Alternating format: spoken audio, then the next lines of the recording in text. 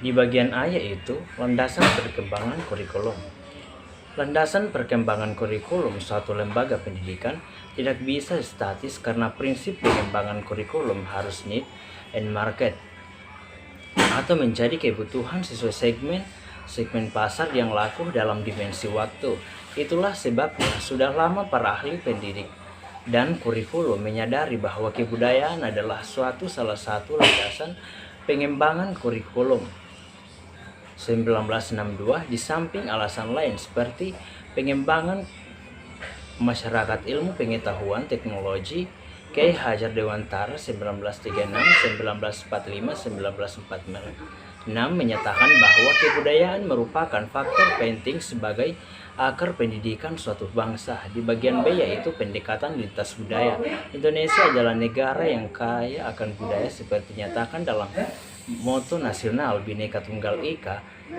Berbeda banyak tunggal satu. Kenyataan ini, apabila kebudayaan adalah salah satu landasan kuat dari pengembangan kurikulum, maka proses pengembangan kurikulum di Indonesia harus pula memperhatikan keberagaman budaya yang ada. Artinya pendekatan multikultural dalam pengembangan kurikulum di Indonesia adalah suatu keharusan yang tak dapat diabaikan lagi. Di bagian C yaitu kurikulum multikultural di masa mendatang. Proses pengembangan kurikulum haruslah meliputi 3 dimensi kurikulum, yaitu kurikulum sebagai ide, kurikulum sebagai dokumen, dan kurikulum sebagai proses. 3 dimensi kurikulum ini berkaitan satu sama lain. Dengan kurikulum sebagai proses dilaksanakan dengan sebagai kebijakan kurikulum. Kebijakan tersebut merupakan operasional sebagai kurikulum ide. Di bagian D yaitu pengembangan kurikulum sebagai ide, dokumen, dan proses ide. Pengembangan kurikulum sebagai ide adalah langkah awal dari langkah yang sangat menentukan karakteristik kurikulum di masa mendatang. Apakah dihasilkan adalah kurikulum multikultural, kurikulum monokultural, ataukah kurikulum yang diberlangsungkan secara umum tanpa memperhatikan perbedaan kultural yang ada. Oleh karena itu, pembahasan dapat diputuskan tentang dimensi ide suatu kurikulum sangat kriterial. Yang kedua yaitu dokumen.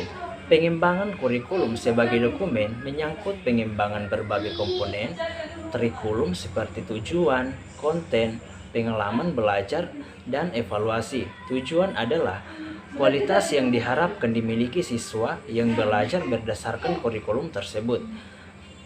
Pengembangan kurikulum multikultural haruslah terbuka pada berbagai pandangan dan pendekatan perumusan tujuan.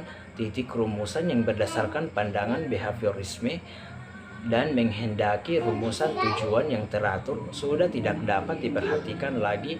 Para pengembang kurikulum harus dapat membuka diri bahwa semua kualitas manusia dapat dinyatakan terukur berdasarkan kriteria tertentu. Yang ketiga yaitu proses. Sedangkan pengembangan kurikulum sebagai proses sangatlah ditentukan oleh guru, baik dalam konteks sentralisasi maupun dalam konteks otonomi. Peran guru tersebut tetap sama, maka adalah pengembangan kurikulum pada dasarnya empirik yang langsung berkaitan dengan siswa.